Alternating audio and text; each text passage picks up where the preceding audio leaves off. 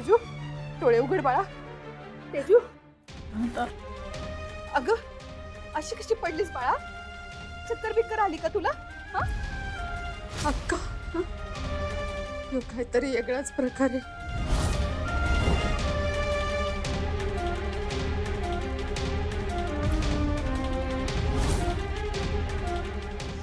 मुर्द्यानं काय हाल केलं पोरीचे. जन्माला आला तेव्हाच माहित असतं यो असा निपचणार आहे, तर तेव्हाच नख लावलं असतं त्याला. तरी हिला सांगत होतो ग मला नको करू त्याच्याशी लग्न, नको करू. ऐकलं नाही हिनं. मला लाज वाटते ग. चंद्रची आई म्हणून घ्यायला लाज वाटते मला. अक्का सूर्या तिला न्यायला कधी बी येईल.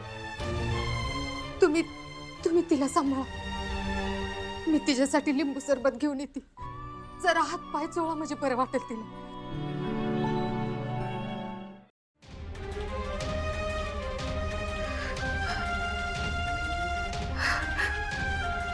तेजू माफ कर ग मला. आमच्या नालायक पोरामुळे तुझी आज ही अवस्था झाली.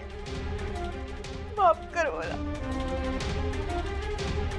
कसं जनावरासारखं वर पाडलंय तुला त्यानं. जनावर भुकेसाठी ओरबडतात आणि संपवून टाकतात सगळं एकदाच.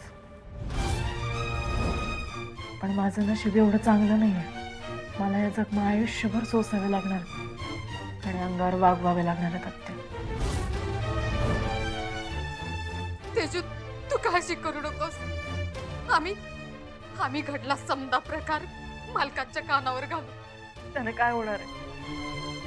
माझ्या मनावर झालेल्या जखमा भरून निघणार आहेत का त्यानं?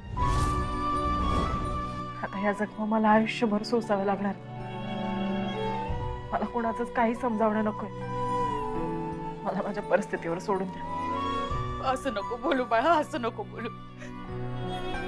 अगं सूर्या येत असेल एवढ्यात तुला पाच परतावणीसाठी घेऊन जायला.